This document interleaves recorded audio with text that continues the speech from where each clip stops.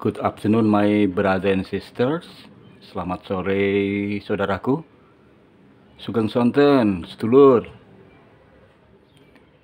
Hari ini saya akan sedikit bercerita tentang pengalaman kemarin hari Sabtu. Saya itu ceritanya udah bawa perlengkapan mancing lengkap dengan umpan seperti biasa, umpan internasional, yaitu cacing merah. Karena udah lama saya tidak mancing di itu rawa-rawa dekat rumah, rawa kangkung itu. Apa yang terjadi? Ternyata rawanya itu sudah hampir kering. Airnya paling tinggal semata kaki, nggak ada. Ada bagian-bagian yang sudah kering, tapi ada bagian-bagian yang agak sedikit legok begitu, sehingga ada airnya. Di situ, my brother and sisters, berkumpul biawak-biawak ukuran ya 40 sampai 60 cm itu berebut ikan. Mereka yang mereka pilih adalah ikan-ikan itu, ikan-ikan gabus. Waduh, kedatangan saya itu mengejutkan mereka. Mereka pada lari ke semak-semak. Mungkin saya lihat ada sekitar 4 atau 5 ekor begitu.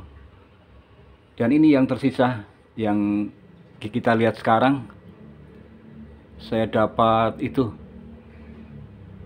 sebagian besar ini ikan sepat. Saya tinggal ngambilin pakai tangan doang. Saya ambilin sampai tempat ikannya penuh gitu. Karena saya tidak bawa ember atau apa, jadi ada sebagian yang mati begitu. Untuk yang mati ya bagian itu kura-kuranya piaraan anak saya. Dan ini yang tersisa, ini yang masih hidup, kebanyakan ikan sepat dan beberapa ikan betok. Saya tempatkan di ini, di botol ukuran berapa ini, 15 literan ini. Satu botol itu kemarin saya mencoba menghitung ada sekitar 80-an sampai 90 ekor. Jadi ini semuanya sekitar 400-an ekor ini. Akuarium yang di luar pun penuh. Jadi ini betul-betul rezeki nomplok. Mau mancing, mendapati rawa kangkungnya kering, hampir kering lah. Tinggal beberapa coakan isi air tempat berkumpulnya ikan, dan itu biawak-biawak pada kesenangan itu berebut ikan. Mereka dapat yang lebih gede karena biasanya gabus itu nggak begitu lincah larinya, maka gampang ditangkap oleh biawak. Jadi gabusnya saya nggak dapat seekor pun, kalah duluan dengan biawak-biawak itu. Hari mulai sore, jadi saya terus pulang, itu masih ada beberapa yang tertinggal karena ya udah hari semakin gelap. Jadi ini yang saya dapatkan, ikan sepat ternyata ditaruh di botol. Lumayan itu indah untuk dilihat. Apalagi ini nggak perlu itu, ini sudah 2 hari belum ada yang mati, jadi tidak perlu aerator atau air pump, pompa air untuk sirkulasi. Yang penting diberi space, jangan airnya jangan terlalu penuh untuk ikan-ikan naik turun ambil udara. Jadi ikan naik turun itu ternyata ambil udara. Saya baru tahu ikan itu butuh naik ambil udara. Jadi nggak bisa di air terus ternyata. Saya baru tahu ini, tahu apa? Ternyata ikan, terutama ikan sepat dan ikan betok itu harus muncul ke permukaan ambil udara. Jadi nggak bisa berdiam diri terus di dalam air selamanya, nggak. Dia harus sekali-sekali naik ambil udara begitu ternyata. Walaupun dia menggunakan insang, tapi tetap harus naik ambil udara.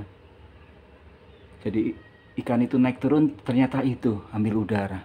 Itu ada ilmu yang saya dapatkan dari mengamati ikan sepat ini. Okay, thank you for still following me, Mr. Chris. For listening to my story, getting so many fish on Saturday. Ya.